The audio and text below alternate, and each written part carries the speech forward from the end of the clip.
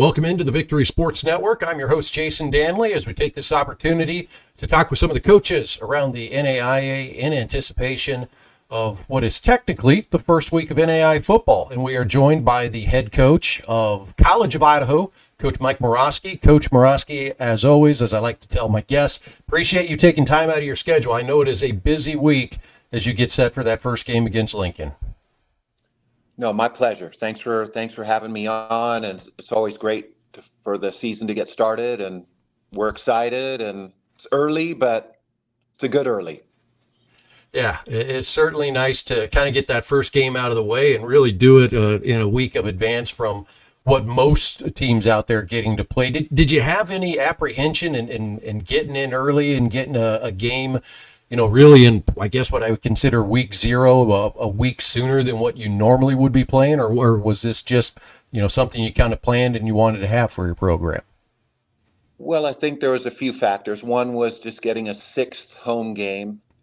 We have a big roster, inexperienced team, so I thought it was advantageous to get a little bit more game experience.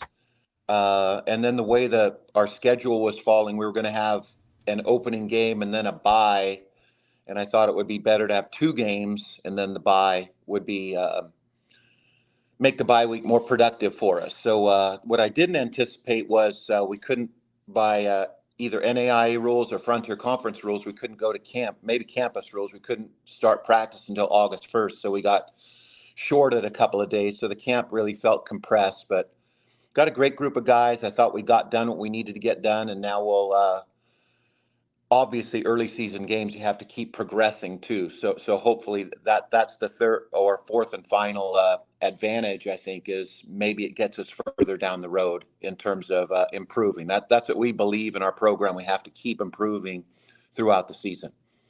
You talk about, some of the inexperience on this team. You do have some nice experience back, but I have to imagine offensive line losing, guys like Garrett Reberg and Ryan Halford off of last year's squad on the offensive line, and then bringing in, kind of a new group, a couple of new guys to, join with the starters you had last year had to be an area of focus. I guess talk about how the offensive line has come around, because really for what you guys do and for what anybody does on the offensive side, that it all starts up front.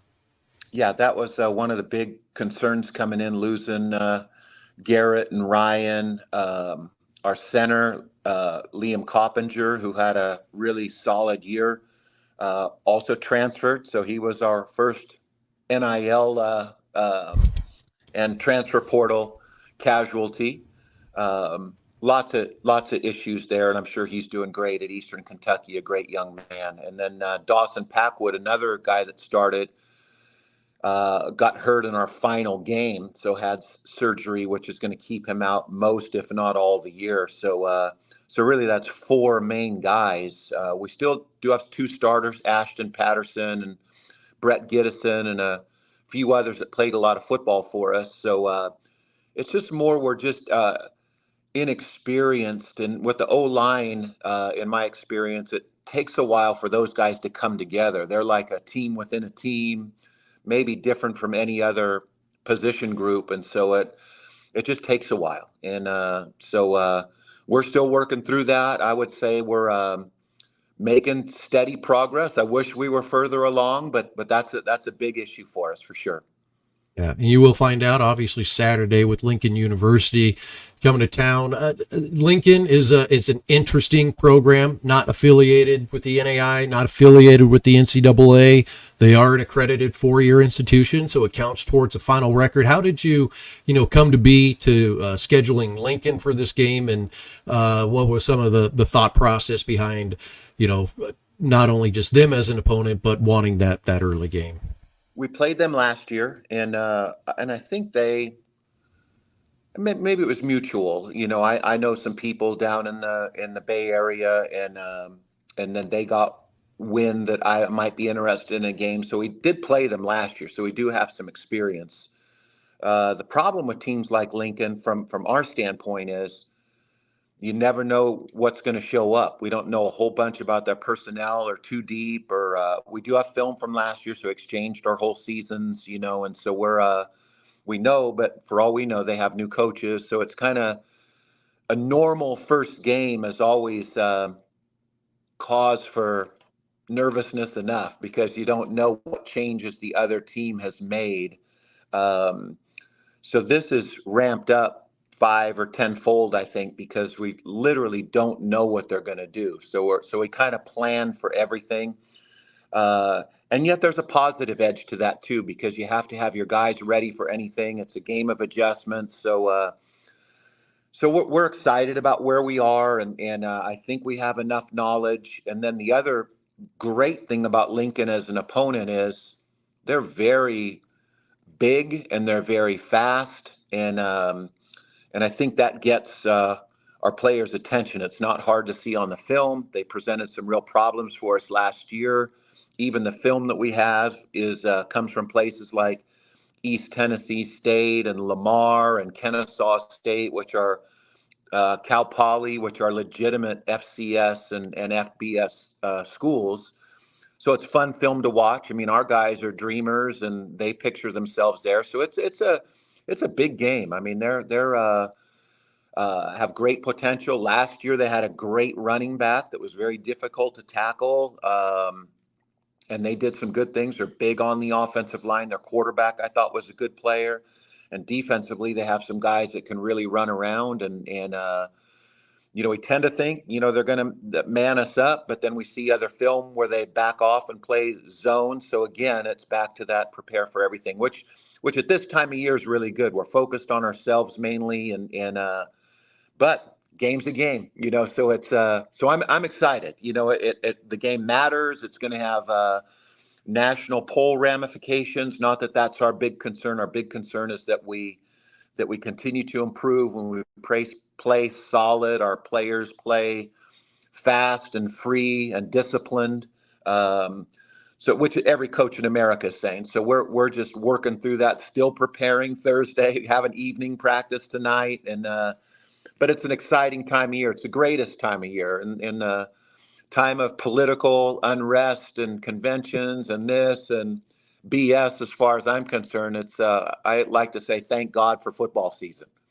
I've been I worked a lot this summer doing preseason articles and studying more and more into the NAIA programs for this year, just because I'm like you, I want to avoid all of that. I want to be the dumb guy where if somebody speaks something to me politically, I can just be like, I don't know, College of Idaho's got Andy Peters back at quarterback and that dude can play. Like that's, Yeah. and I'll just change the conversation because my feeling is, you don't want to, most people that I talk to, it's like, you don't want to talk about NAI football to me as much as I don't want to talk politics to you. So let's just talk football. We make it easier. I mentioned him there.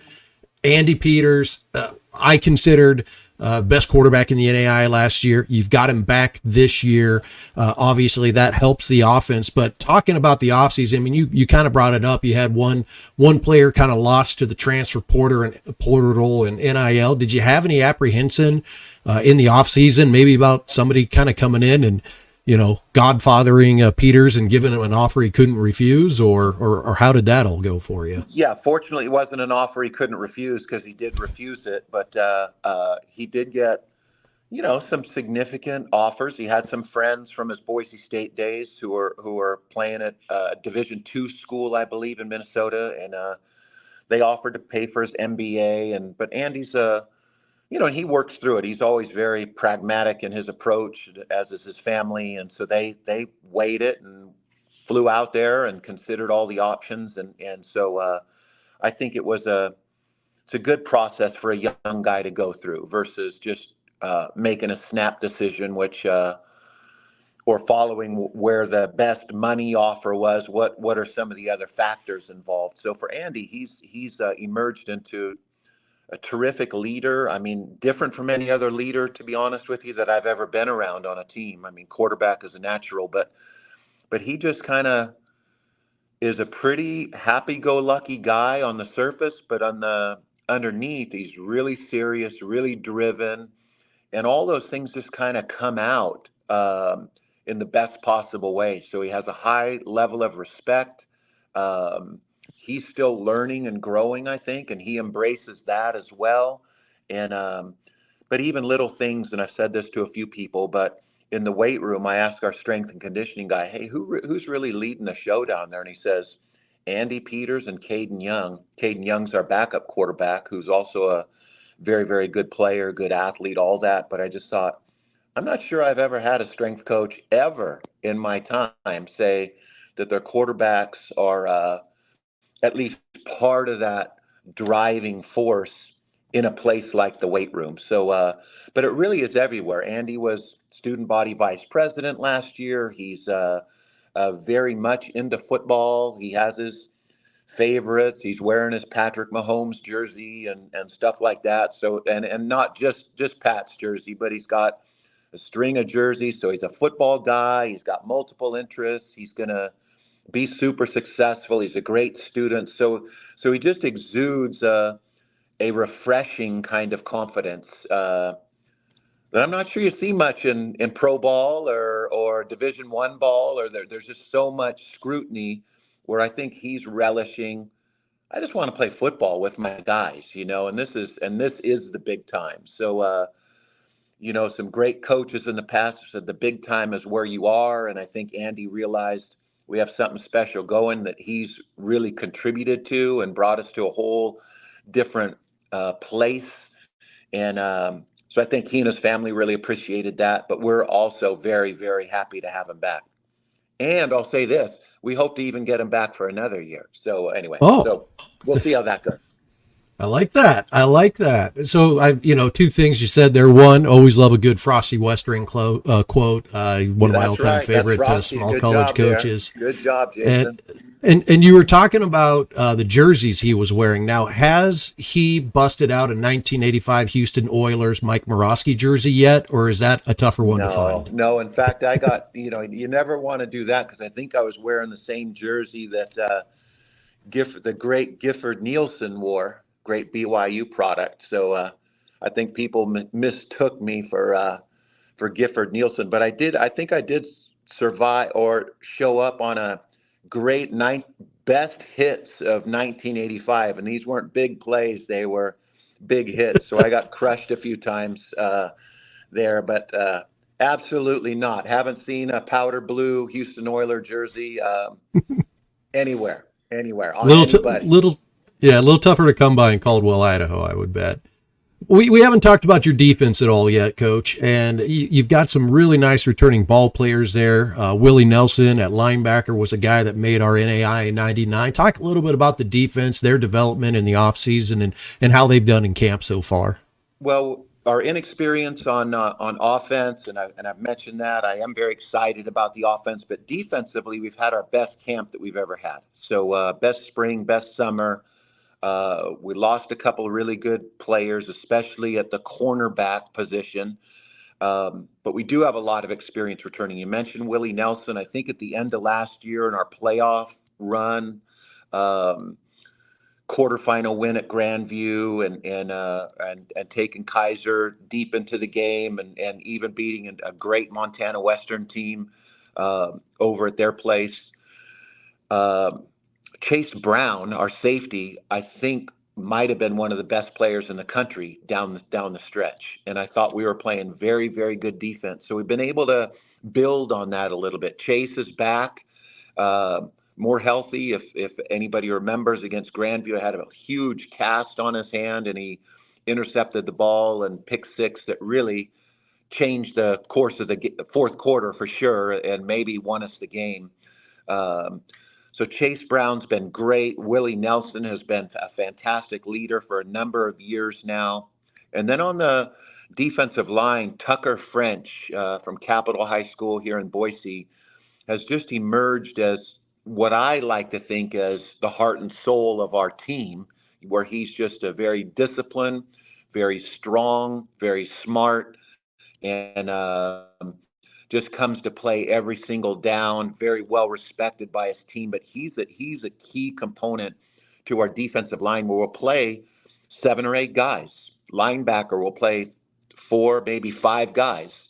Secondary will play 6, 7 or 8 guys. So we're deep, we're young, we're talented, and I think dialed in on the scheme that we're using a little bit more than we have been in the past. at this time of year. Well, good to hear because, like you said, with Lincoln University coming up here this weekend, you got to have those guys dialed in because you don't know what you're going to see until you step on the field, really, on Saturday, which is a little nerve wracking.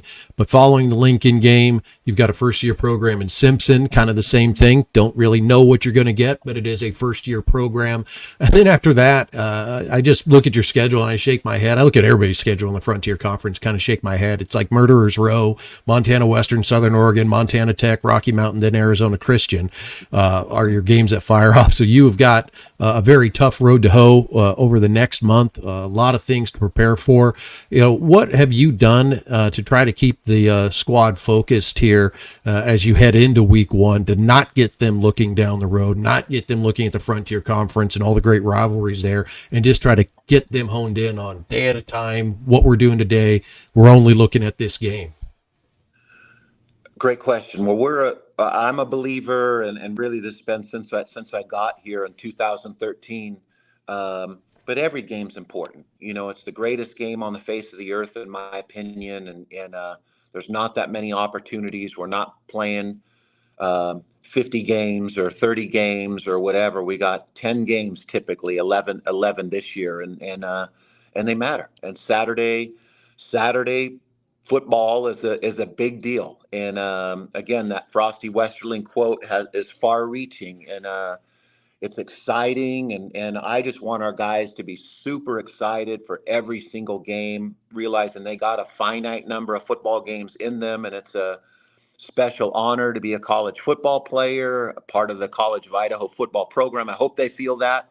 So those are the kind of things we try to instill, and then appeal to their best senses, appeal to their intelligence. I mean, I got smart guys. They understand. There's no sense in looking down the road at Montana Western. Montana Western will be there when we show up at their new stadium, or Southern Oregon, who's going to be really, really good this year. And they're all really good. So we've been through it for 10 years now, and whatever, ranked number one by the coaches. But to me, no one really knows what each other has. And so we have high expectations for ourselves. And that includes us being at our very best Thursday afternoon in Caldwell, having a great Thursday practice, having a great Friday practice, having a great Friday, I mean, it just really gets down to that. I don't know if you remember, I was telling the team, Jason, Stanford's great running back, touchdown Tommy Vardell. I forget who he was in camp with, maybe the Cleveland Browns or something like that. But I remember just being intrigued, kind of a interesting guy.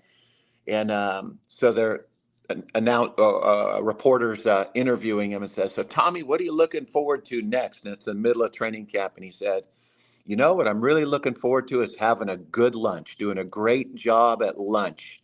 And that made me laugh, for one, because I think our guys enjoy lunch and dinner and whatever, meals as much as anything. But it also speaks to, hey, just focus on being in the moment, and nutrition is important. Your rest is important, everything that you do. And with young guys, that's not always the easiest thing to do. That's why I believe in not so much imposing, you got to do this or got to do that or got to do this. And I refuse to follow my guys around and make sure they're doing the right thing. I feel like if I have to do that, then I've recruited the wrong guys. But I want that energy and that high standard of excellence to kind of organically move through the group. And again, with a young guy, we got 50 freshmen on the team. They're from various different high schools, and some great programs, some not as great. But it's a lot on our players. It'd be impossible for the coaches to impose that culture, if you want to use Mm-hmm. that word. But I'm counting on our older guys, our leadership, and to teach them kind of what we do at the College of Idaho, and the high expectations. That's just part of the deal. So again, I love our guys. I think we got great guys, freshmen included. Um, so it's exciting, but it's again, this is the most uncertain time of year in a certain sense. Yeah, and I completely understand that, because now after you get through this game on Saturday, now you really get that opportunity to get into the structure. You've got the game weeks, you know what the prep is like. There's a little more structure than going through 2 days. So one thing that you're saying there, Coach, it makes me smile as a guy now that is in the outside world with the real job of managing people. The little things you talk about, and I remember my coaches in college telling me the same thing, and just kind of go, oh, whatever, Coach. But looking for that moment right now. What are you doing next? We got lunch. I got this next appointment now. I've got a customer I got to go see after that. I need to make this. Don't worry about what's happening 2-3 weeks from now. Just go in, control what you can control every single day, and things will work out. If you start worrying about what's happening 2-3 weeks from now, or something's coming up, do what you got to do today to prepare for it. And as a guy managing people now, I like to hear that, because sometimes you get some new employees and applicants, you kind of go, wow, I really wish you would have played football in college, because I think you would get what I'm trying to say here. So I do certainly appreciate that. In recognition of your time, I know you've got a lot of things going on today. I don't want to spend much more time, on this interview. And we've talked about, Andy Peters. We've talked about the ball players on your squad. But who are offensively, we go to that side, because you lost some weapons on offense as well. Who are some of the other guys that maybe fans out there can expect to see, or will take a larger role on the offensive side of the ball for the Yotes this year? One of the biggest losses we had was John Schofield, who scored 22 touchdowns last year and was just a great guy. So great receiver, was our Wildcat quarterback. So we got to figure out how to replace him. And I've been very impressed with the receivers. So I think we're in good shape there. Some guys that will be back. Brock Richardson won't be back right away, but has had a great career, and this will be his last year, coming off an injury, not quite ready yet. But some young guys have really stepped up. So I think we got 6 deep. Jace Appleby will have a great year for us. Keegan Croteau, we moved from defense to offense. Tommy Hauser is a transfer from the University of Idaho. Travis Marrero was a young freshman last year who we think could really do some great things. And maybe the best, who's been a 4-year starter for us, John Krebs, has been incredible, and he's had a great camp. And so I like what I have at the receiver position. Tight end, we lost a really good player in Ben Ruby, good leader, good physical guy. So we have to regroup there. That's the position I coach. So I think we have some good young players to fit in there. Our O-line is coming together. I'm not sure all the way there yet. And then running back, we have Hunter Gilbert back, who's very good. Broke his collarbone in that Montana Western playoff game, which hurt us down the stretch, I think. But Hunter's back, full speed, full tilt. We have a transfer from UC Davis, Jeremiah Chukwadobi, who could be good, and a couple really good young players. So I think we have some weapons. I think we're going to be really, really exciting. Should say I love my offensive staff. Braden Bale, former players, our offensive line coach. Brand new receivers coach, Eric Hernandez, who's doing a great job. And our offensive coordinator, who's been the coordinator for 5 years now, Brian Taylor, does a great job with a variety of approaches and presentations of what we're doing. So I think we're going to have a big, exciting year. We'll be a little bit different, and maybe we'll do some different things, throw the ball downfield a little bit more. But I'm excited about the offense. Yeah, I was really excited to see, what you had coming back, knowing that your staff has been in place for a while, and you've got some really good coaches on both sides of the ball there. And then watching your program down the stretch and just seeing how you performed on the road at Grandview, how you performed on the road at Kaiser, even in a loss. Watching that game, I'm going, man, this is 1 or 2 plays away from College of Idaho being in the national title game instead of Kaiser winning the championship. So whether it's good or bad, Coach, I have to come out with predictions and write articles about who I think is going to win national championships. And so unfortunately for you, did pick College of Idaho as my pick to win the national championship this year. So I apologize for that now, to put that target on you and all the things that go with that. But I just think it speaks volumes to watching your program through the years and seeing those little progressions, getting to the semifinals last year and seeing how close you were. I don't think I'm the only one out there that's got a lot of respect for what you guys have done at College of Idaho. Well, thanks. I appreciate that. And I do take that as a compliment to all the hard work that the coaches and the players. And we've had great players for 10 years now who are just great people. And they've caught the vision, to see what we can do. And our goal has always been to do something special. And every season's new. Everything's different. And I do believe in football. I did want to say that. I think football does create a certain something in a young man that's irreplaceable and maybe unable to be found anywhere else. And I'm sure there's other things, but again, I feel great about what we're doing and who we got, and now it's their time to rise up. This new 2024 team, and expectations aside from the outside, I'm more interested in what our expectations are for ourselves. Our individually, each guy, what are our standards of excellence, as the great Bill Walsh used to say, which I'm not sure I've mastered how to do that quite yet. But again, that is our emphasis of what I think is what I can give to these guys that will help them tomorrow, today in practice, Saturday in the game, and also for life ahead. Excellent, Coach. Thanks for talking with us today. This was a great conversation. I look forward to watching you guys on Saturday. Sounds great. Thanks so